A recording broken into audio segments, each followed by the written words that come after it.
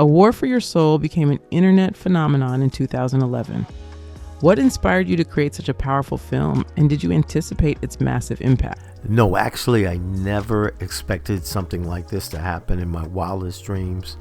I mean, it had me traveling all over the country. There were 3 different cities that gave me the key to the city, and I'm not bragging on this stuff, but I don't know anybody with 1 key to a city. So it was an amazing journey, and it just shows the power of the media, of what anyone can do, good or bad, by creating a film or creating any type of social media buzz. Your latest project, A Few Bad Apples, explores racism. What do you hope audiences will take away from this series, and how does it build upon the themes of your earlier work? I think what I wanted to show in creating the series is to show people the lost history. And it's not pretty, but most teachers around the country don't teach real Black history or real African American history.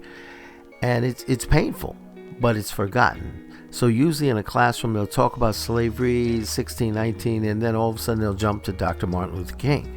When in reality, we forgot what happened in 1619, 1719, 1819, 1919, 1965, and all the way up to, I'll be honest, all the way up to the 80s. There have been some atrocities and things that have taken place that has caused anxiety, anger, and pain within the African American community. But that's not talked about in the classroom. And let me also add that our history dates back long before 1619. But my focus was on African American history, what's taken place when we arrived in this country.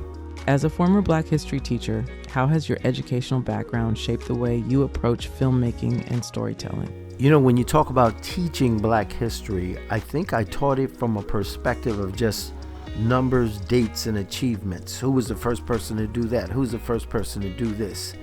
I think as a young teacher, I was afraid to teach it from a perspective of feeling.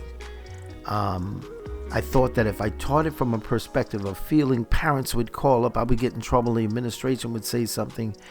And as time moved on, when I jumped into filmmaking, I said, I'll never do that again. I'm going to speak the pure truth of the pain and some of the injustices that took place from 1619 all the way to present day. So it's a totally different approach from teaching Black history to showing it with feeling. Being born in the Bronx, how has your upbringing influenced your perspective as a filmmaker? Growing up in the Bronx, especially during the 60s, was huge for me. We're 20 minutes from Harlem. So we had access to seeing so much Black culture at that time. You got to realize Dr. King hadn't been assassinated yet. Malcolm X was still alive. So we got to hear and see. We had the Amsterdam newspaper. I mean, it was just so much Black culture that I was able to embrace. And I will never forget that time period. I don't know if it's like that now, but it was a special time period for me and for so many other Black children growing up. You've explored a wide range of topics, from the history of Black dance to sports legends like Mike Tyson and LeBron James. What draws you to these subjects, and how do you approach them creatively? It's very easy because I believe that every human being has a story to tell. Every human being has had to overcome something in their life. And so in the case of LeBron James, at one point, he was this little child who was eating candy for lunch. He lived in a house that had a sinkhole in it. His mother was only 15 years old, and his dad wasn't even there. So to see him become a great father, to see him open up schools, to see him do some of the things he's doing today, I find that fascinating. Your collaboration with Reggie Miller and Drew Keaton is remarkable, considering they were your students 40 years ago. How has their involvement enriched your filmmaking process? Let me give you a quick history of my relationship with both of these guys. I think the year was probably 1985, maybe 84, 85. I was allowed to teach this Black history course. I had begged the administration. I think we needed, it was in a predominantly white school. So the first class, Black history class that I ever taught, I see these two brothers come into class. They sit right up front. They got their books out, dressed sharp. And I felt a little strange because you didn't see brothers do this. But what they were showing me and showing the rest of the class and showing themselves is this is very serious. And so they were my best students. They both had A's and they participated. And so it was a joy to see these guys do this. And I think I was more amazed the fact that both of these guys were basketball stars. Usually the basketball players or athletes that I taught in the past, they were kind of just trying to get by. Not Reggie and Drew.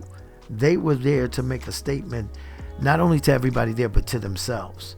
And so I found that fascinating. And then we got separated. Three of us got separated years, almost, 20, 30 years. And so I reached out to them years ago just to see what they were doing. And I'm talking to Reggie on the phone, and Reggie says to me, he says, "Hey, B, I can't really talk to you that long. There was a kid that was shot and killed, and I'm trying to keep the community together." Now, in Drew's case, I talked to him probably a week after I had contacted Reggie. I'm talking to him, and he's basically telling me the same thing. He's doing that for the city of Springfield. And I'm blown away. Here are two kids that I taught. I never told them to be community leaders or activists, and yet that's what both of them turned out to be. And so I figured if I could get them to join me and help me with ideas. And I must give kudos to Jason DeLifus, and he's given me some great ideas. And Leon Boyce, another great basketball player from Queens, New York. He's joined forces with me. So it's been a collection of students from my past that have reached out and given ideas and helped. Some critics have labeled your history-focused films as divisive. How do you respond to such criticism, and what do you feel is the role of filmmakers in addressing uncomfortable truths?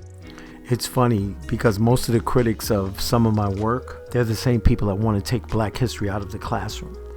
They're the same people that do not want to talk about slavery and how destructive it was from 1619 to this very day.